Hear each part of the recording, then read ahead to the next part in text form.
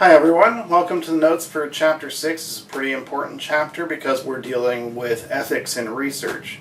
So there are two general rules that you should follow when you're talking about ethics in research. Rule number one is do no harm. It's pretty simple, right? The participants' welfare always comes first. It can be easy at times to let our research agenda or the researcher-participant dynamic make us forget that we're actually dealing with real people here. And these people deserve our care, our compassion, and our respect at all times. This is pretty basic but pretty fundamental stuff, right? But I think we all get this. So let's talk a little bit about the ways that we can potentially harm our clients. The first is through trauma. Now obviously you would think we're not allowed to torture or in any way hurt our participants, right? But there's a reason that we need to state this clearly, and that's because in the past researchers have done just that. They have hurt or harmed their participants physically. A frequently cited example of this is the Tuskegee experiments, in which they gave syphilis to a lot of poor African American men just to see what would happen to them. Another example of this are the experiments that were conducted by the Nazis during World War II on a lot of their prisoners.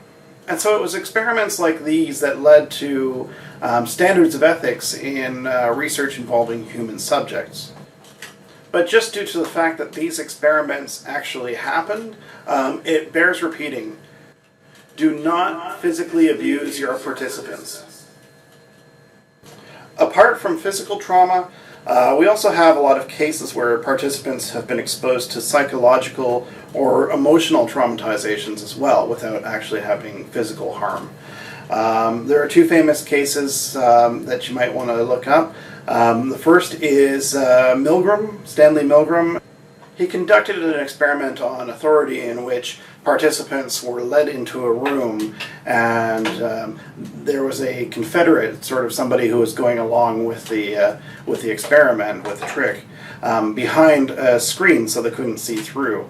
And the participants were asked to give a quiz and then administer shocks if the Confederate got the wrong answer. And of course the Confederate kept getting the wrong answer over and over again. And the point of the experiment was to see how far participants would go if the researchers simply just told them keep giving shocks, which ended up being very traumatic for the participants because they really believed they were doing harm to the men and women behind the screen, who were pretty good actors and pretty convincing. Sharp. Axe, needle, stick, blade. Answer, please. Wrong. I'm up to 180 volts. Please continue, teacher.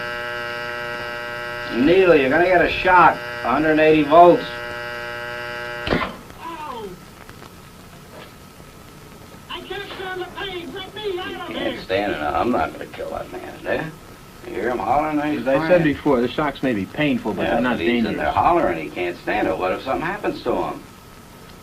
The experiment requires that you continue, teacher. Yeah, but I'm not gonna get that man sick in there. I mean, he's hollering in there. You know what I mean? He's up. Whether the learner likes it or not, we must go on until he's learned all the word I pairs. refuse to take the responsibility of him getting hurt in there. I'm not. He's in there hollering. It's absolutely essential that you continue, teacher. There's too many left here, and geez, he gets wrong here. There's too many of them left. Who's going to take the responsibility if anything happens to that gentleman? I'm responsible for anything that happens here. Continue, please. All right, next one, slow. Walk, dance, truck, music. Answer, please. Wrong. 195 volts. Dance. Oh. Let me out of here. Let me out of here. Continue, Don't please. bother me. The second example is Philip Zimbardo's Stanford experiment, in which he recruited a bunch of regular people, this was back in the 1970s, to play prison guards and prisoners, and they were supposed to last a month. And at first, they got into the roles, and they were kind of acting and joking around, haha, look at me, I'm a prison guard, or I'm a prisoner.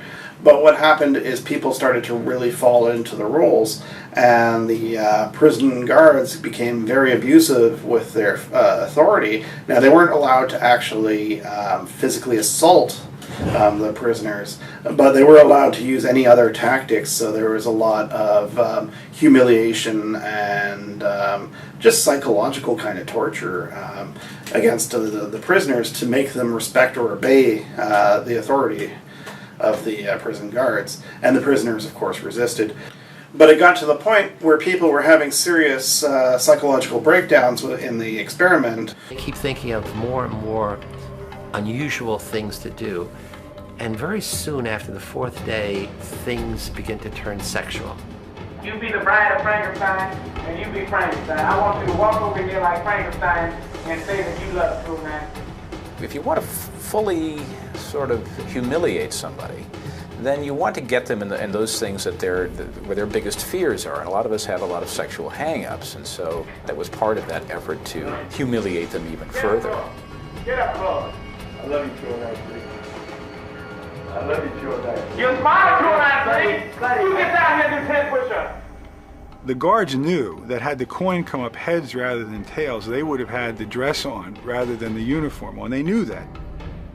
So they certainly knew that the prisoners who were being mistreated had done nothing wrong to deserve the mistreatment.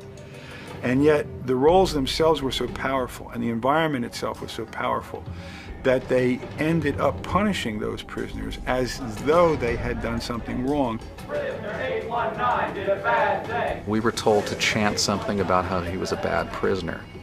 And at the time I went along with it, I'm thinking, what does this matter? We don't believe this, but we can go along and chant it. Because of what prisoner 819 did, myself is a mess. Because of what prisoner 819 did, myself is a mess. So the experiment was designed to last about a month, and they had to call it quits after maybe like a week and a half. It was just too dangerous for everybody involved, and they had to shut it down. So the bottom line, the thing that you need to take away from this is creating stress or traumatic situations which are either real or imaginary, because the brain doesn't really do very well differentiating that. That's also unethical and would not be acceptable as research today. Another thing to consider is not just what happens during the experiment, but also the effects that develop over time. This could also be a form of harm caused by research. So to give you an example of this, we can consider the Little Albert experiment of John Watson, which was published in 1920, so it occurred a little bit before that. So a little background, in 1920, the big thing that behavioral scientists were researching was known as conditioning. You might have heard of Pavlov's dog. Pavlov gave his dog, some meat, and he rang a bell at the same time, and the dog, of course, salivated over the meat, right? And that was kind of the response. So what happened is over time, then Pavlov could just ring the bell without the meat, and the dog would start salivating because it had been conditioned to salivate at the sound of the bell. So that's kind of what was happening at the time. And Watson kind of was doing a variation of this. He wanted to do an experiment in which he paired a fear response to a neutral stimulus in a human subject. But that's not the worst part of the story. So he decided that he was going to recruit his participant, which was going to be Albert, who was a little baby in the hospital. And there are variations on the story. It's not quite clear. In some cases, Albert was an orphan. In other cases, Albert did have a mother who was an employee of the hospital and was pressured to consent to have her son used in this experiment, or else she'd lose her job. And then in another version of the story, there was a mother who worked at the hospital, but she was just not aware that the experiments were happening at all. In any case, Watson decided that this little baby, Albert, was as good a subject as anybody else and decided to use him in the study. That's not the worst part. So in the experiment, Albert was given this little furry lab rat, or a lab mouse, to play with. And that's definitely weird, but that's not the worst part. And so initially, Albert didn't have any fear of this mouse. They would drop it in there and he'd play with it and it would be fine. So then Watson started to pair the aversive stimulus with the presence of the mouse. So what he would do is he would drop the mouse in, then he'd bang on the side of the crib really loudly. Albert would be startled and he would start to cry. But that's not the worst part of the story. So after a while with this pairing, Albert began to associate the mouse with this, frightening sound. And so he would start to cry as soon as he saw the mouse, even before the mouse was put into the crib, And he would cry even if there was no banging, it became just this fear of the mouse. Which means for Watson, hey, that's success, He successfully gave a kid a phobia. But that's not the worst part of the story. What happened with Albert is that his fear of the mouse generalized. He became fearful of any kind of soft, furry object. He wasn't just afraid of the mouse, but he was afraid of a rabbit. He was afraid of Santa Claus mask with, the soft beard. And he was afraid of, women's fur coats as well. So Albert was pretty seriously messed up, right? And that's almost the worst part, but not quite. When Albert was about 1 year old, he disappeared from the hospital. Nobody knew what happened to him. Some people say that, he was adopted if he was an orphan, or, the mother just moved away. But Albert was gone before Watson had a chance to extinguish the fear response. And so that meant somewhere in America there was this kid growing up with this totally irrational fear of all things furry that had been purposefully conditioned by Watson, who had no idea why he was scared of all of these furry things. And that is the worst part of the story. Sometimes as part of our research, it's necessary to provoke an aversive state in our participants. But if you do, it should never be an extreme state, first of all. And secondly, you should never leave your participants in a worse state than when they started the experiment. Let me give you an example. Terror management theory is one of the theories that is currently kind of floating around out there.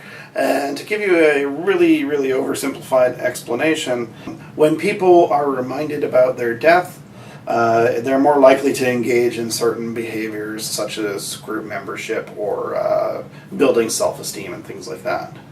So to study these things, it would be possible to expose participants to really terrifying, extremely traumatic experiences and then just see what they do. But that wouldn't be ethical. Instead, what most researchers who study terror management theory do is they ask their participants to maybe write about their funeral. And so this is sort of a low-level stimulus that seems to be effective enough to produce kind of results and findings without having to do the significant amount of traumatization. If you are going to do any kind of aversive state research, or maybe just in general, it's always good to be prepared with resources in case something unexpectedly happens. Anytime I'm doing a qualitative study, just in case somebody gets triggered by something I ask, I've always got a list of referrals to mental health practitioners and things that they could go and seek as resources. So clearly we don't want to traumatize our participants. That's not a good thing, right? There's also a different kind of harm, which is called relational harm, the harm that forms from relationships. The key here is to remember not to be a complete jerk to your participants.